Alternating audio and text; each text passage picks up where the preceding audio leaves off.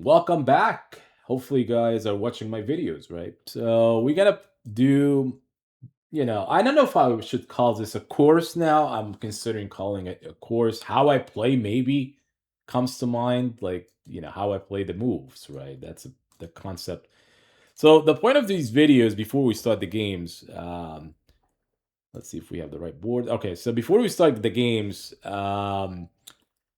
this videos that I'm doing when it comes to like 10-0, right? This is all the way from beginners all the way to even strong players. When I say strong players, maybe even like, 17, 1800s. I could learn from that because I'm still a master, right? So I'm still like 22. So the point of these rapid games, they are slower games. I do explain move by move all the way to me leading to like almost flagging, right? So like I do explain move by move. So this is learning experience. Maybe I could call it a course, how I play or something. This is maybe a title that I created during this video.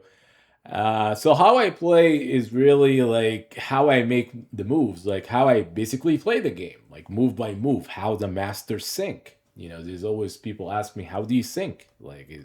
How do you do it? Like explain move by move, right? So I'm not gonna do this in like in all of my games, but I try to do it like in a 10-0, right? So that's we could start while we finding a game. So the idea is here. I play 2 games or something. It doesn't have to be like a lot of games, but you get the idea that I play games, explaining move by move, starting with the opening, and also starting with like move by move as soon as the opening ends as well. So we have good player here. So let's play e4, and then we have the Scandinavian. So takes, this is typically the play here, queen d8. This one is also playable, queen d6, and we could play bishop c4. So 3 pieces are being developed. Usually they do this. Maybe stopping it. I don't get, like the idea. I don't get this opening, being played a lot. So this is also the one way they play e6, so that you get this structure. We could actually do. We could castle and play rook e1, getting the rooks in better. There's also d4.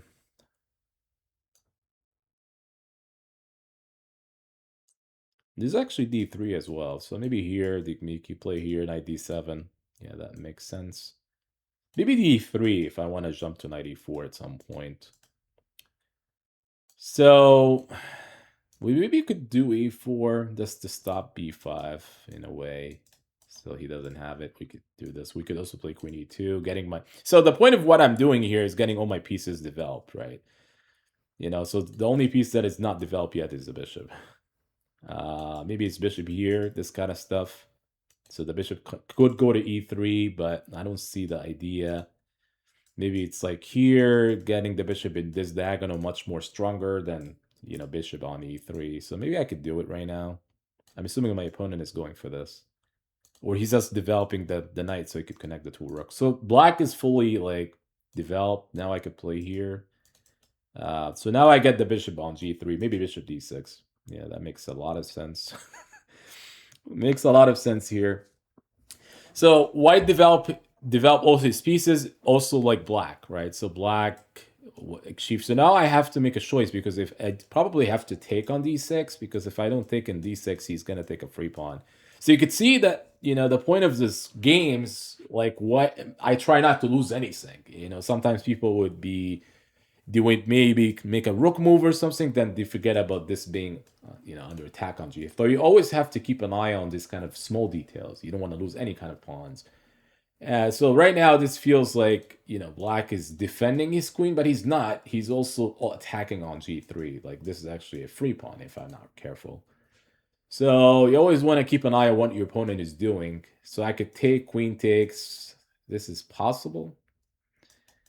It's a possibility. We probably take. He has to take back. So the idea is if he took the wrong way, we may... If takes... So the point is we attacking the queen. Maybe we want him to take so we could open up this d file. So something like here, Bishop g6. We may open up the d file, but there's also like e5 in some line. Actually, we may do it. Yeah. So opening up the d file is a good idea, just to get the rook on d1. And look at this, he's not even allowing it, which is good because this may give like white some like open file for no reason. So basically, black is saying I'm not gonna give it to you. So I could take, but the knight takes. There's also queen e2 just to get to connect the two rooks together. So maybe I would say like I'm connecting the queen with the two rooks. So if you take, it's the same concept he took, but then I could get to d1 file. So he plays knight e5. That's a good move though. And then if I were to take queen takes, he's attacking here. May have to take this queen takes. He's attacking b2. So maybe I have to defend it. So you always have to keep an eye on what your opponent is doing. I take and I knew this is under attack. Maybe if you could, there's a line where you could take and then I could play like rook here and still take on b7. This doesn't look really good because he could attack e4. So let's say I play a random move, king h1, queen takes b2, rook here, rook takes b7, and then queen takes e4. Now, if you look at this position, he's actually up a pawn. This e7 pawn becomes a passer. So this is actually like a pass pawn that could queen later on. Why would you give that out? So maybe he just simply defends c3. So that also c3 is looking at the center, like contributing towards the center, so the piece cannot really land on d4. So that's one way to think about it. Rook d8 is very strong moves. So obviously I cannot do this because takes, and then this pawn is hanging. I may have to play f3, but this is so weakening. And, f3 may allow some major jump with a knight. I may still play it, but in a different order, meaning that let's play here first. I might be attacking this. I actually feel like that maybe the other rook was better. Like him playing rook here, maybe better. The reason for that, because after queen e3, it's maybe that when the rook gets in here, this may attack the a7 pawn. And he has to protect it, and he did it. So now there's also f4. I could do f4 was to get the queen out of the way. Any kind of queen c5 I may take because this would be like a weakened pawns, even though they're contributing toward the center. So he went back here. So maybe it's time to play rook d1, but there may be a massive trade. Maybe I could push knight d5. I'm also looking at the clock. Maybe e5, knight d5, and then some kind of trade on d5. He's gonna take on the rook. He's gonna double up, of course.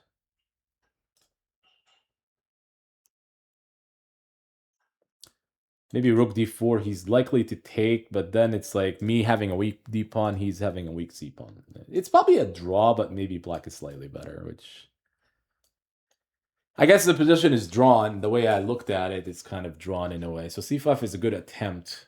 So maybe you have to take, rook takes. Cannot play rook d1, of course.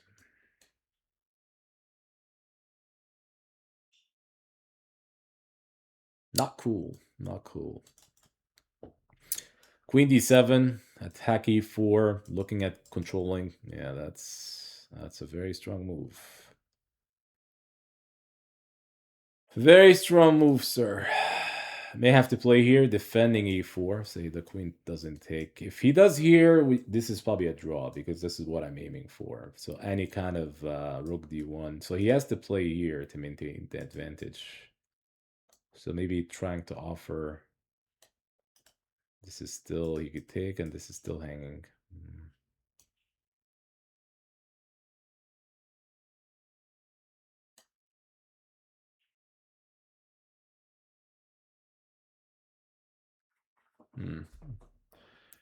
He's also attacking b.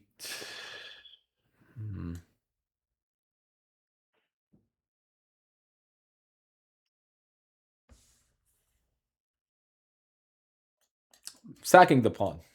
Maybe sacking the pawn here. I don't have too many choices. I cannot get the rooks stay active here. So he's going for the pawn. Of course, queen takes e4. My argument here, this is still maybe a draw. Like now, as long as I don't drop another pawn. Maybe somehow going after like the king checks or something. Still maybe a draw. These endings are not easy to win, like queens and pawns, because it's, typically, you don't have to trade queens. That's actually the issue. Like the side that has the pawn may not necessarily able to trade queens, because trading queens may be helpful. You have the extra pawn, and then you trade queens. It may give you that pawn turns out to be a queen, right? So that's one thing to remember. So this move is good as well. So I was looking at some kind of here. He's not allowing it. Maybe queen d5 is a good move, because now I can't really trade. This is good, yeah. So now some kind of movement with the pawns, you know.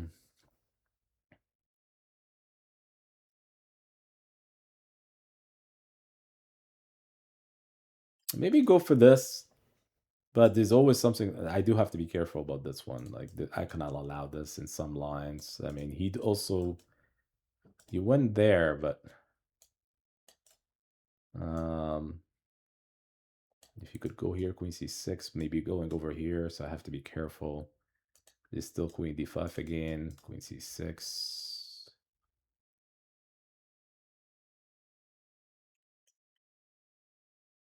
Maybe I could play that.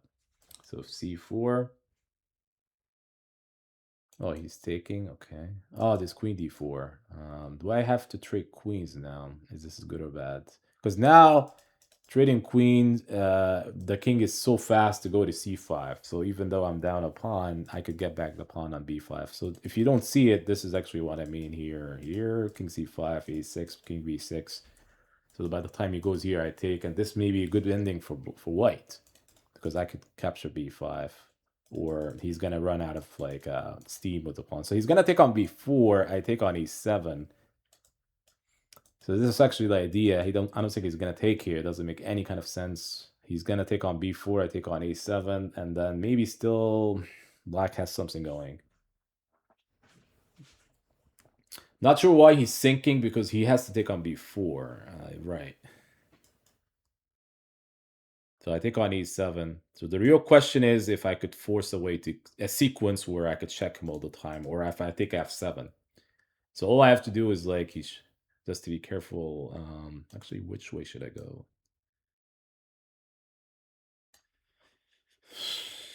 It's a good question. So he's gonna check here, queen e2 here. I cannot trade queens in this situation though. It's actually, yeah, I cannot. Yeah, so I have to like move the king. All right, so he moved the pawn. The real thing is maybe I have a draw now, because I could check on e4. He has this one. So if he blocks with g6, I have this. And then he could go here, maybe it's queen e7. So maybe my idea is to try to get a draw. I actually offer him a draw. We'll see what he does. So the idea is here, this was also under attack in some lines. So let's say he forgets, like he goes, let's say queen e1 after g2, then queen takes b4. So the idea is defending here.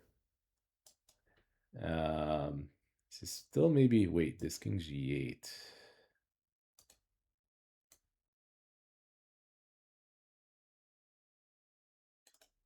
Hmm. So he checks. Still queen e1.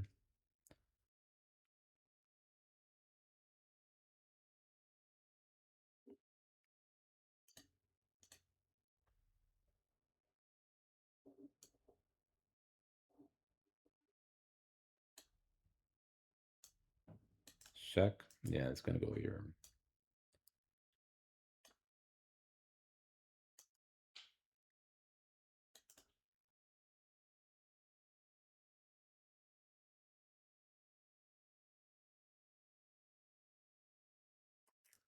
Not cool, sir.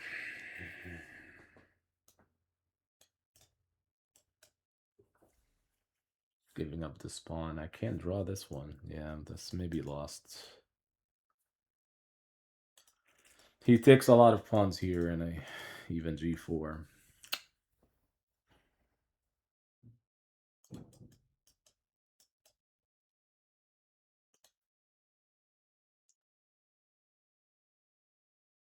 Yeah, that doesn't work.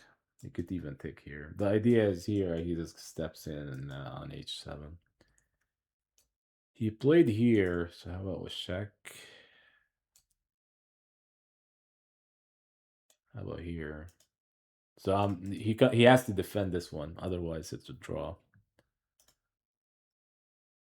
And he cannot take on g4. This is a draw, so he has to. He could give in some checks, but eventually I just move back and forth. So I play here defending. I don't have to. I cannot give him this with check, right? So here may not matter which king move I do. Here.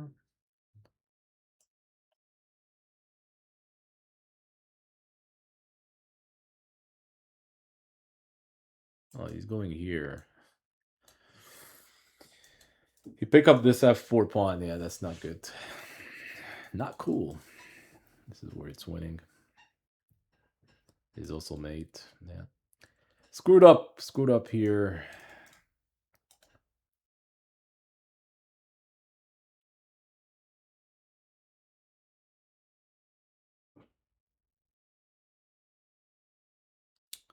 Just b2. Anything wins.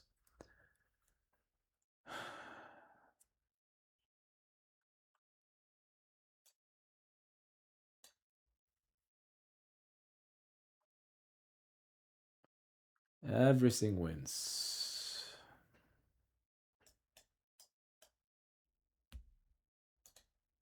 All right, give him rematch. Sometimes people does a rematch. It's a good game though. I think there was a way to draw that. Supposedly there was a way to draw that game, but 2500. D4. This is the opening that I was talking about in one of the previous videos.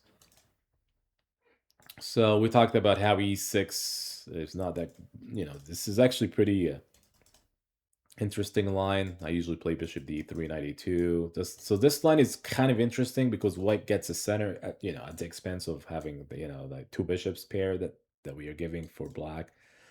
This is good ideas so far, e5.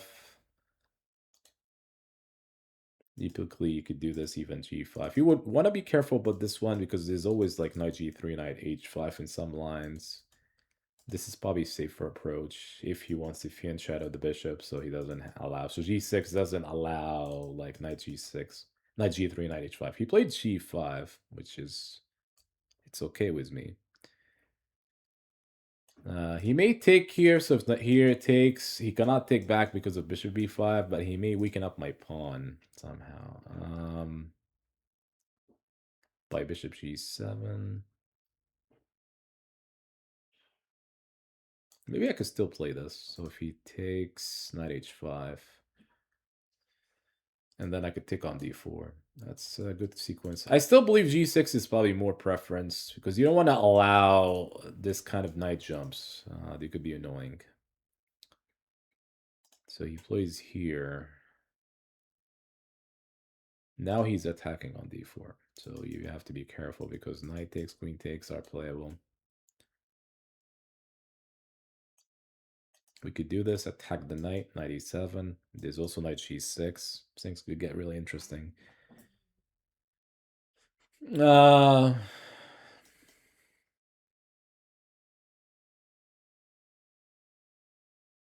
could play this.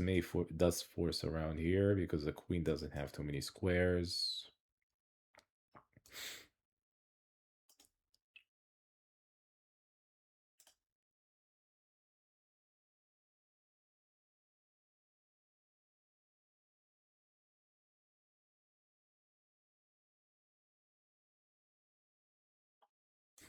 This one is pretty wild. It's probably pretty wild, but I'm making use of this queen being on g6. Like usually the knight goes here is so effective, so he could play knight f4. But g4 is also exposing my king. But sometimes I do castle long, so sometimes I don't really. But the problem is this gives a huge weakness on f4. But it's also the queen. The reason I play this move so he doesn't have any kind of breaks on f5, because sometimes breaking on f5 could be strong for black.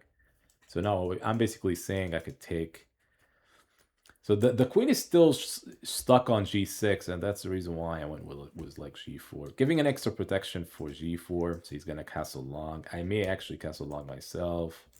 So the knight could go to e3, so I could visualize this is happening. Knight d2, knight f1, knight e3, get to f5 before he even consider knight g6, knight f4. I mean, the queen is still kind of like in a lame square. He's probably going to play knight f6, which is kind of interesting how he play this. He's probably not liking the knight sitting on here. So the idea is we get the knight to... so he played knight f6.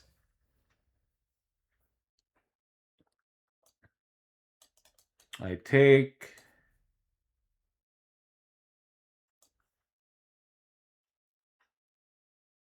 Oh, yes, queen f4. Maybe... So the idea is getting to f5. That's the point of knight f1. It's just like I could do it with knight g3, so I could keep the squares. But he may have some weird h5 ideas. I'm not sure if it works now, but because if you play here, maybe take queen f4, then maybe f3 is weakened. G4 is weakened. Excuse me. G4 is weakened. So maybe you could take it, and you cannot give this pawn like that.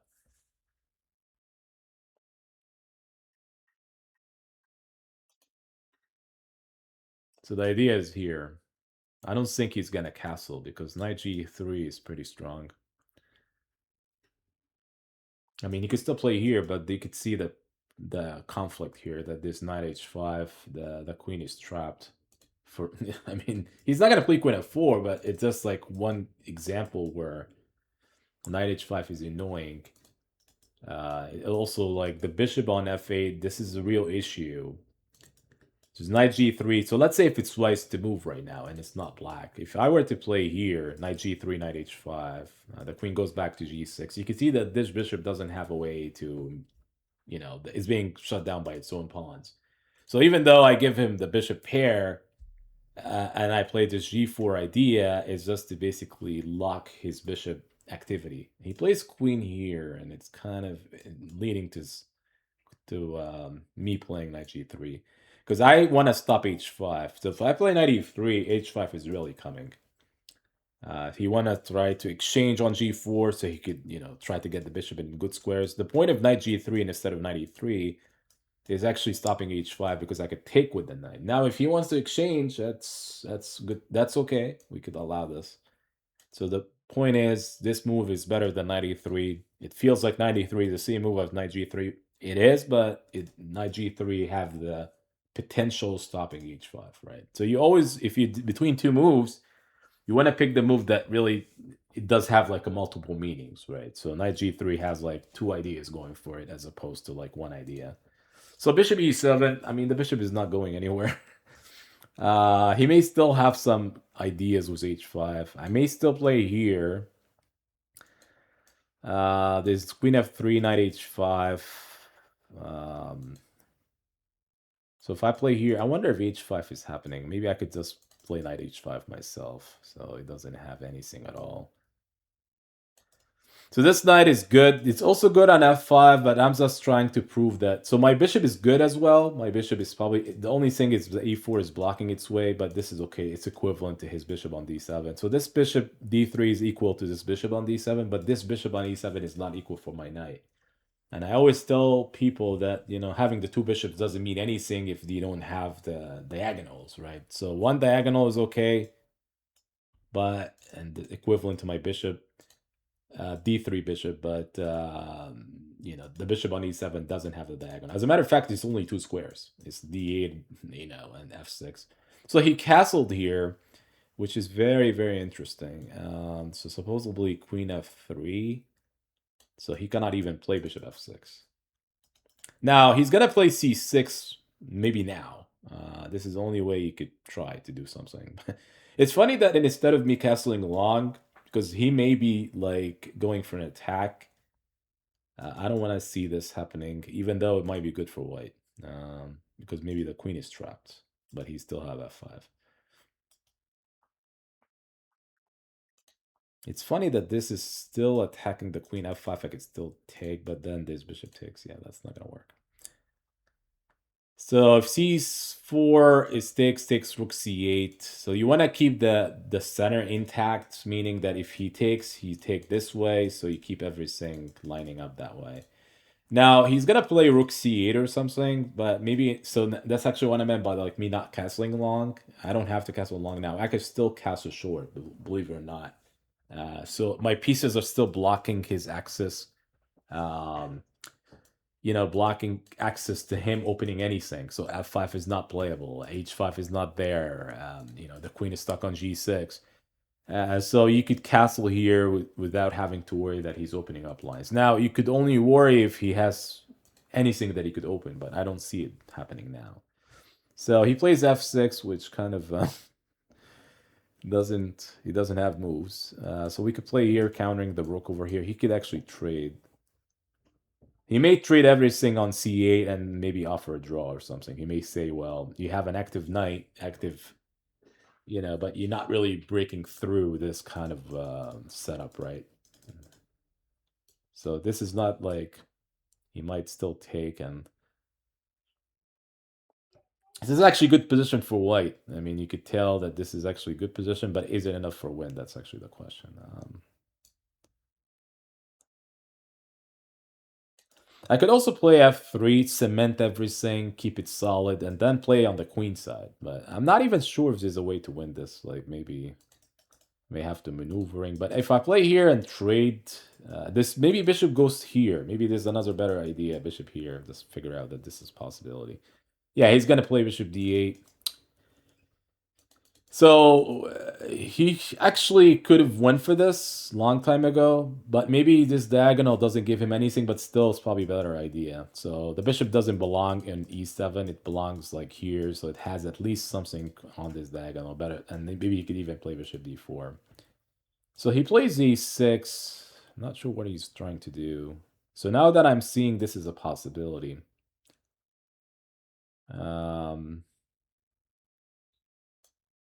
maybe going here or try to trade down to go for rook c7. He's going here.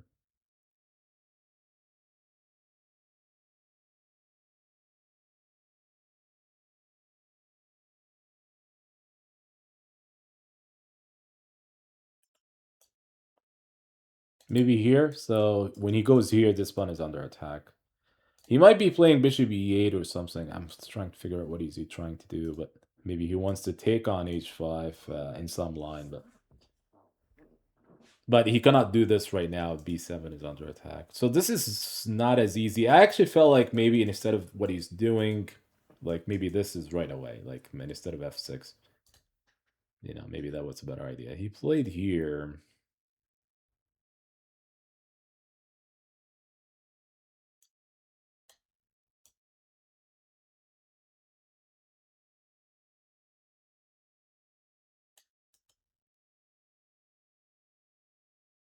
Hmm.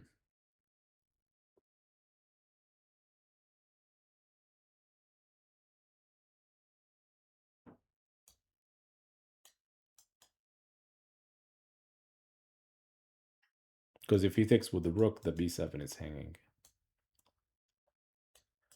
I'm going back so I could play rook c1. I'm not sure if I'm playing this perfectly, though. It's probably, he's playing here. That's true. Now he has to be careful here. Maybe rook c7. So the rook belongs to the 7th rank, but still, is it enough for anything for white? He also could play queen b6, so stopping rook c7.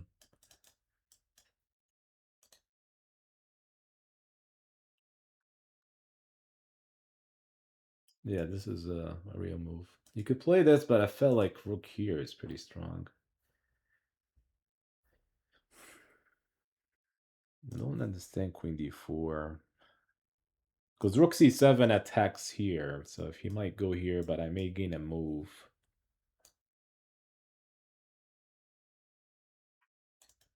Attacking the bishop.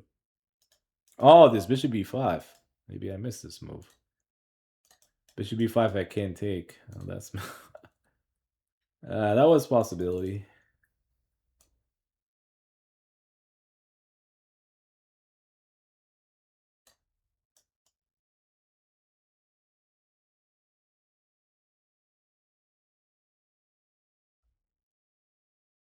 No, no, now the knight could jump.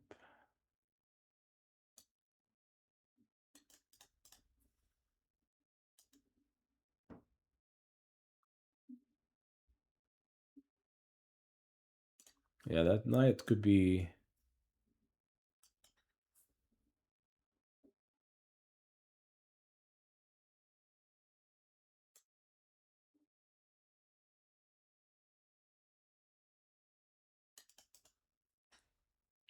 rook c8. Wow.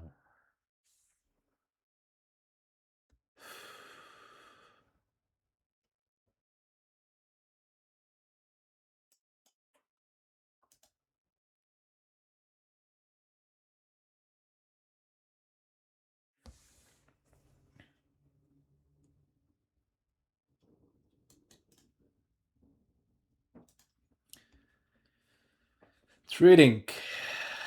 Yeah, once we trade that way.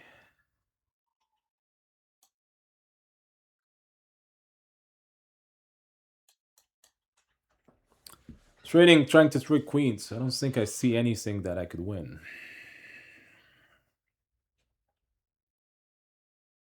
Traded queens. So I'm not achieving much.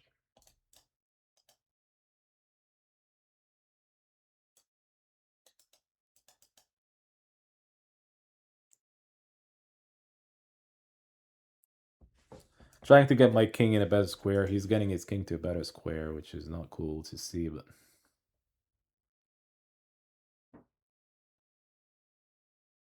he still have the problem of his bishop not moving. I don't know why he's not considering this idea, like why he's keeping his bishop here. I mean, it doesn't make too much sense. I mean, now he could consider it, at least, but he's not. All right, so we are trying to get the king activated. I don't know if he's going for this. This is not really good because the knight could start getting into effective squares. Not sure what is he going with checks. Maybe gaining some moves.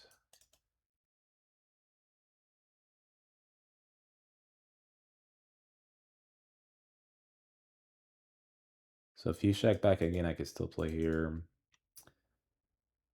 I don't think he's going for this one. That'll be kind of strange.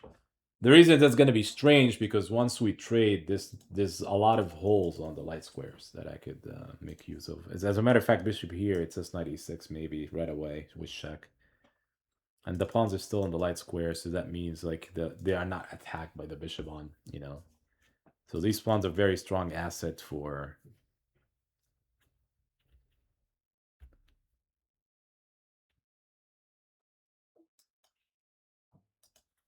So if I play here, that forcing the knight to go, forcing the bishop to the f8. So he wants to play bishop here and g2.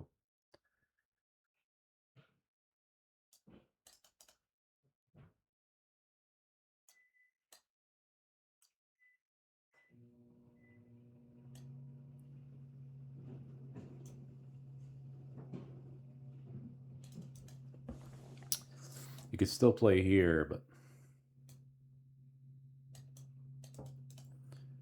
I'm just maneuvering here so he doesn't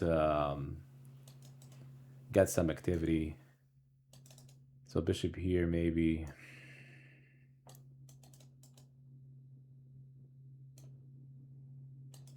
He moved the bishop finally after like 20 years.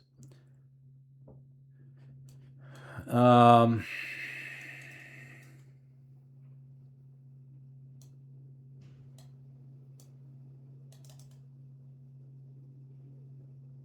moving that knight away because he's taking it.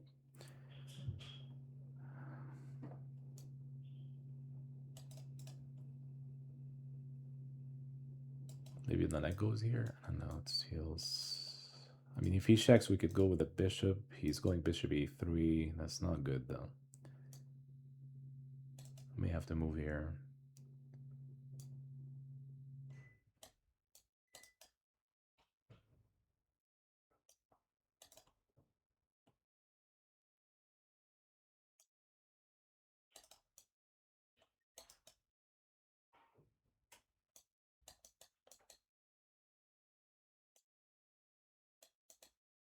takes. Now it's pawn ending. I'm not even sure what is this.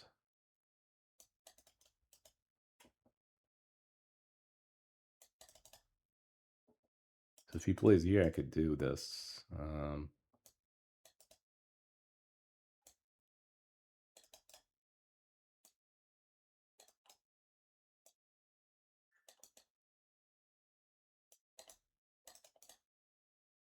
I could have played here, no?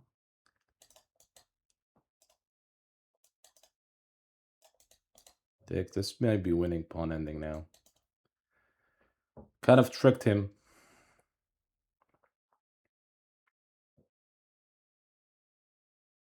Yeah, so the reason I was not doing a lot of commentary here, because the time I was trying to figure out what to do. This is probably winning. I think he missed like he could play King B6, but it's still the same thing though. It's still here. It's the same concept that you could still play here, eventually here, and then you win the pawns, and this becomes easy. The reason, excuse me, the reason this is winning king and pawn ending because once he goes here, I could go here, and then I make this pawn as a distraction, so I could go here and win the rest of the pawns. So like something like here, here, like here, here, here, here, I could win this easily. Once you do here, king f6, you could still promote, or you could take these pawns if you want, like something like here, here. This is winning. Uh, the problem what I couldn't figure out a way to win because he found a way to like equalize. I mean, he eventually around here, just to go back a little bit. I guess my position was getting it interesting around here. So this move is forcing him to go back here, but I could not really allow this. This feels like he could, start messing around with my. So let's say if I were to misplay like around here, here, this was a concern. Because once you start winning a pawn, let's say something like this, maybe the bishop is kind of trapped here, but the argument is maybe he could start playing the other side of the board. If the bishop's still here, then this is still playable position for black. So my concern is how well these pawns are protected. So this is the reason why I cannot allow him to go here, and then bishop c2. It's not. I'm not finding anything because these moves leads to automatic draw. So this is like an automatic draw. As a matter of fact, this is like all he has to do is move the bishop to the other side of the board, and there's nothing much going on. So even after h5 is something like here. This is like a easy draw. I didn't want to play this. I want to keep my knight in the board, somewhere like getting to here, here, here.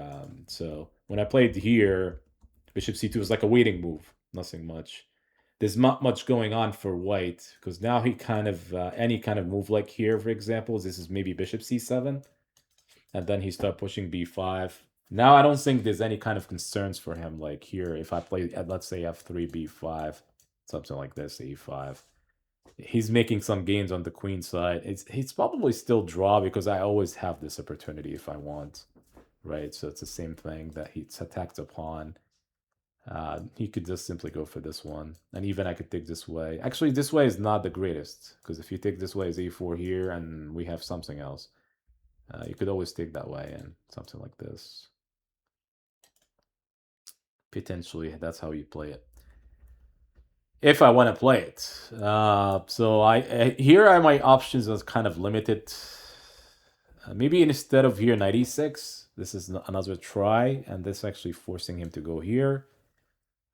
My concern was this, like how strong is this concern? I have no idea. Like maybe this is the reason actually I couldn't figure out a way to defend this pawn. Like after here, here.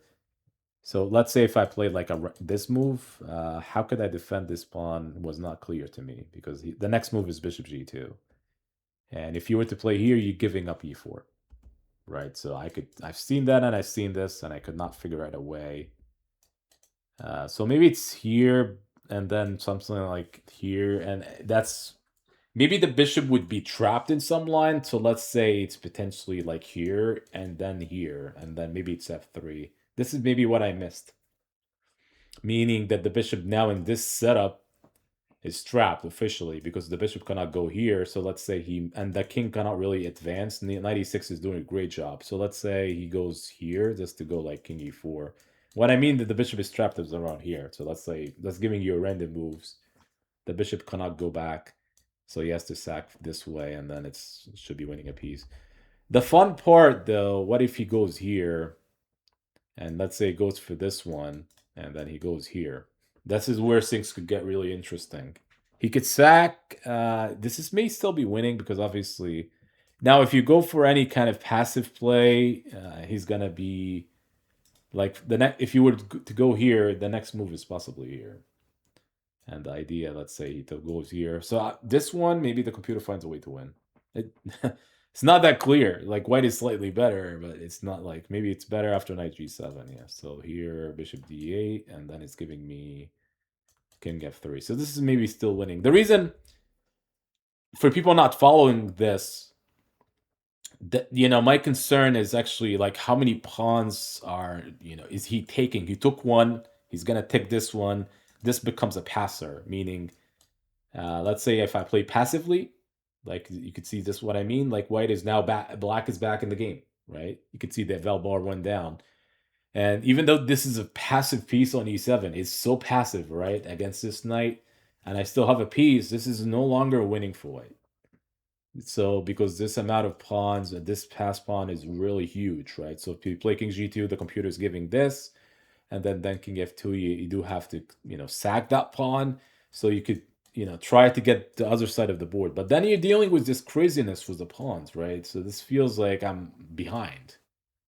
Like I'm behind. How could I defend e4, a3? That's the computer is giving this way, but maybe black is getting active, much more active. I would be concerned about this. This is exactly the reason I did not go for this line, is I know that the king could start moving, like this side of the board. As a matter of fact, it's giving me all draws here. It's not really looking at winning. So it's a draw around here. But nevertheless, this position around here, if we give it to the computer, it's going to be much more happy just to go back here when I played here. That's to show you with the computer, much liking knight g3. So it's just giving me knight g3. It's a way to go for the reasons I gave is because of that. Knight e3 may drops a little bit. You can see the difference, right? So this knight is going for this square. It may actually jump here. I don't know why it would jump on c4, but the idea if he were to jump here, he could always take. But the point is, this knight f5 is not, he's going to play h5 next move. So this is one of the things. You can still play f3 and white is slightly better, but the point is after knight g3, it's like plus, 1.5 at this point. And when he plays here, the computer is giving queen b3 or even knight h5, so c6, and then he's just simply castling was one move. I see. Now it's giving me going back. And I could see why this is somehow attractive, because you cannot really take this way. This is going to be much more stronger. You control f5 now. So maybe it's bishop f5, right? So bishop f5, you don't want to take this kind of stuff. This is a much better version, right? And obviously, the knight may eventually... But the point is here, if he plays, let's say, bishop d8, white is just simply controlling the game with maybe like, getting the knight on f5 at some point, even though he could take. The bishop, there's actually a lot of holes around, this area, and the queen is out of the game. So that's actually one of the issues. The bishop is now kind of like on d7 is not as active now because c6, bishop is coming here likely, but then there are some concerns where, by the way, if the bishop goes here, that gives the room for h4. So meaning, let's say, just to give you an example, let's say we, I play a4 just like the computer says, and let's say he plays here. This move is maybe playable, but not now. Maybe it's coming up, like after e5 here, then maybe b4. You may not have to play this right away, but let's say here. So this one is, the idea of this one is to try to open up lines, but I think this may allow the black to get back. So this is actually the reason why it's not good. So this is actually the bishop gets back to life, getting active squares, right? So h4 is only good if you know if the bishop is no longer able to have access to this diagonal over here. So it's a good game. It's a good game against 2500. So that's a very good game. Hopefully you guys learned something from these two games. Again, these games are more like explaining move by move how I'm like able to figure out the threats, what kind of ideas I'm looking at, and sometimes you're able to tell, I'm guessing the right moves, and you could tell that some of my opponents will play the same moves, right? So I'm seeing what they see, they are seeing what I see. So that's a good experience for to play this kind of games. I know that at the very end things could get really different, but you always have the opportunity to go back with the video and watch. So that's the reason why they're on YouTube. Hopefully, you guys enjoyed this video and stay tuned for more videos to come soon, very soon. Thank you, folks.